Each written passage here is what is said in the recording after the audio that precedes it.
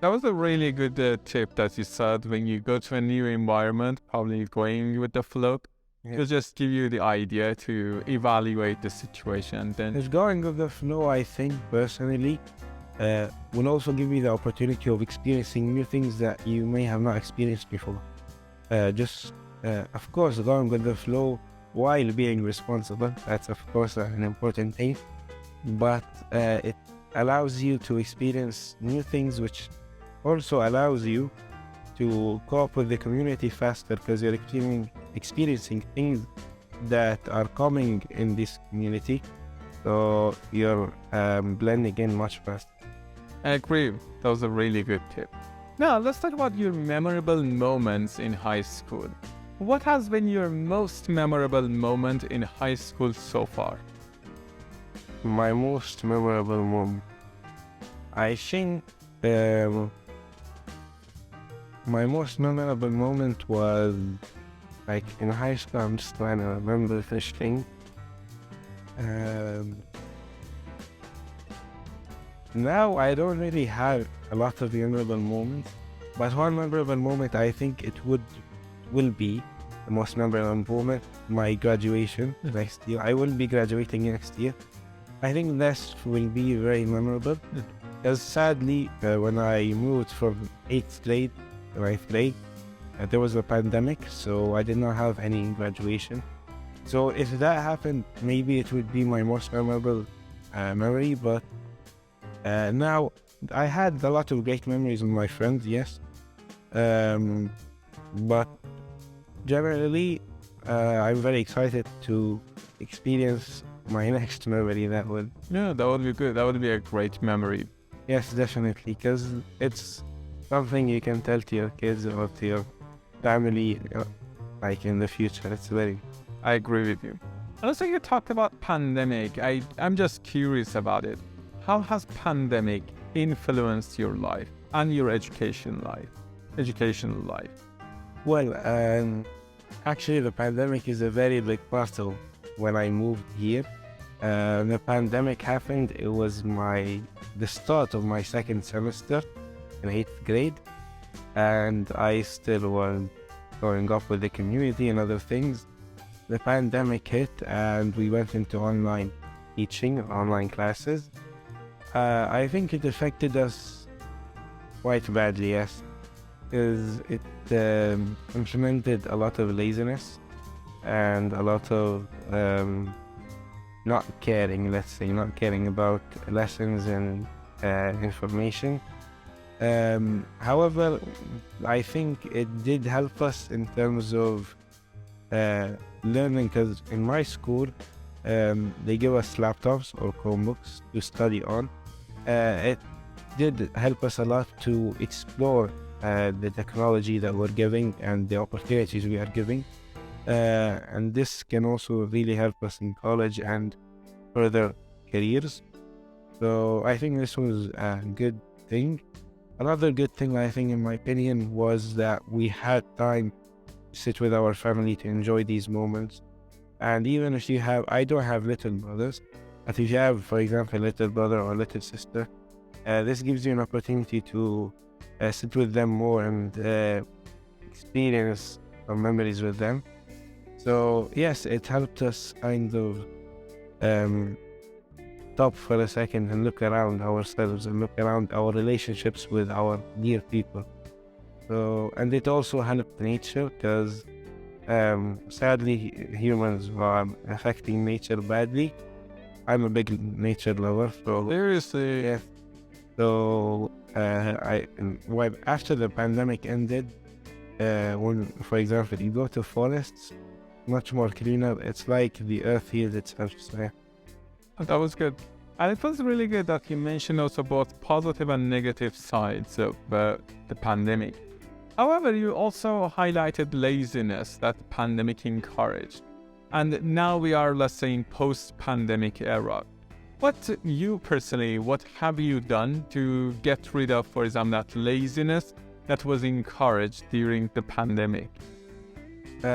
What I did is I tried to get back to normal as much as possible, and also I have a mindset of that you should always try to be as productive as you can throughout the day, because our mind, especially when we go to school or we learn new things throughout the day, our mind gets full of ideas. If we do not implement these ideas in real life, our brain will get tired, in my opinion. So these ideas that come up to your brain, some of them are meant to be implemented. You need to be productive to be human. So I have this mindset, and yes, I have faced some obstacles throughout this journey, but I think us to improve and stay the same, we need to keep in our head how we should act, what is the right decisions that we should take. Yeah, that was good. I agree with you. And now, since you have some experience in high school, what advice would you give to incoming freshmen? What advice? For me, my best advice would be to actually two tips. First of all, discipline. Because in high school, if you don't be disciplined, you will have a very hard time at college and in your career after you finish college. And also, discipline is a main thing in our lives. It does not only restrict on goals or education or career. If you don't have discipline in your life, you will not be productive. Even you will feel sad. That's actually a thing I did experience. Because discipline helps us in everything we do in our life, and it will help you when you go into college or work. Like for example, for me, discipline has helped me in terms of that now as I go into college, I am working, okay? So yes, my income is very low, but discipline has allowed me to yes, I am investing my free time into working, and this takes discipline and takes a lot of courage. But yeah, so I think discipline is very important. The second thing is that when you go into high school, try as much as possible to not, how do I say it? You moved from middle school. You need to be a bit more open about, for example, your grades, all of these things.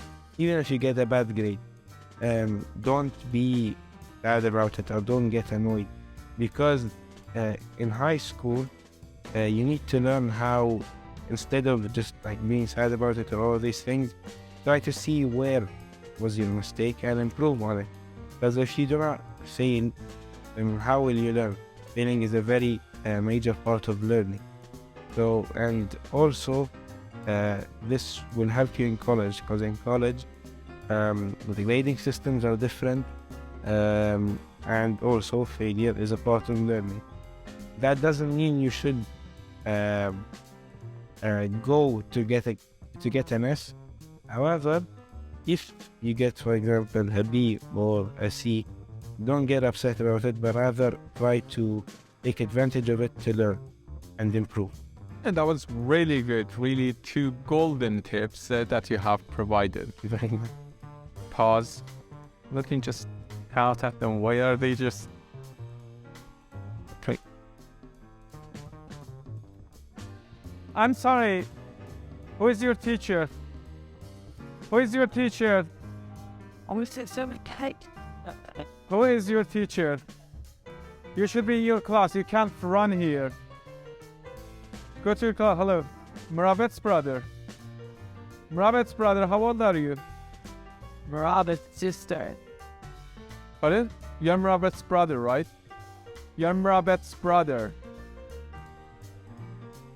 Okay, you are their brother.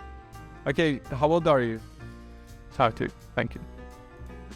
Please ask them to go to their classes. They don't have a teacher.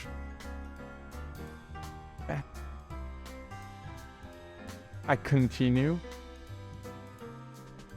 Thank you for sharing. Now, as you also mentioned, being in high school is probably stressful for some students.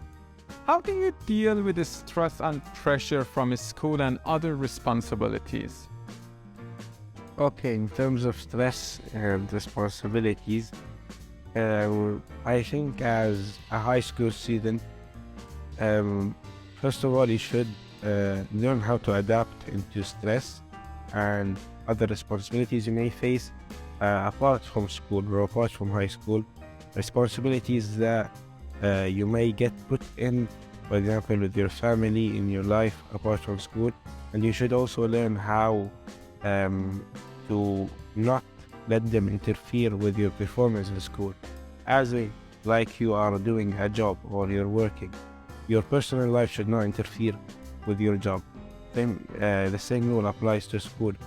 You should know how to deal with stress, how to control yourself, because such skill will majorly improve how you deal with life, and they will help you a lot in having a bit of an edge than other people, other high schoolers as you. How you should do that, or how, for example, I did adapt to these things. As I mentioned before, I'm a big nature lover. I like camping. This is one of my hobbies. Actually, it's my main hobby. I think nature is a very important factor in our life, and it should be implemented in our life, because at the end we return to nature. Nature is a very quiet and unstressful place, and when you're sitting, for example, in a forest or in a mountain while you're having a campfire and just not talking, not doing anything, you have time to brainstorm, to recover on certain situations or certain ideas or certain responsibilities you have. This allows you to how do I say it? You're arguing yourself, you're trying to solve the problem with your unconscious mind.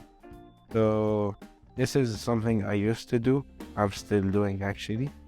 And also another thing is trying to have a mindset of taking the responsibility. As I mentioned, discipline. If you have discipline, stress will be just a minor obstacle in your way. And you have stress in everything. Even when, like, for example, you're making food for yourself, filling things can be considered a stress. So I think stress is found everywhere in our life. Yes, it may differ in severity, but I think dealing with it should be something we should learn, and we should seek in everything, not just in school. Right, that was good, and it was a really good solution for you that you're using nature to relieve your stress. And as you say, it's your main hobby. Could you tell us more about your main hobby and how did you get involved in camping? Yes, so how I started camping, or how I started going to camping, basically, when I moved here to Turkey, I got into a part of an organization or a group. We're all Syrian teenagers who are from the ages of 17 to 21. Okay, so this group helped me a lot because we have, until now, we meet at Sunday every week to discuss multiple things. So we discuss, first of all, any problems we're facing, try to open up to each other. Secondly, we discuss, I'm gonna say it on the mic, we discuss some political maybe things. And also, at the end of our meeting, we read Quran. This is religious, it's something we as Muslims do. And every now and then we try to arrange a camping trip. So my first camping trip actually was to Bursa. It was in 2020. I went to Bursa in a mountain called Uludağ. It was very, how do I say it? It was very enlightening as an experience. I think it's an experience every human should go through, because it's an experience that, first of all, allows you to go out of the urban life that we're living, go out of the technological life we're living, which is all about screens and phones and industrial things. It lets you go back to your roots, your like ancestors, and also it allows you to discover new things about yourself, things you may not have known about yourself.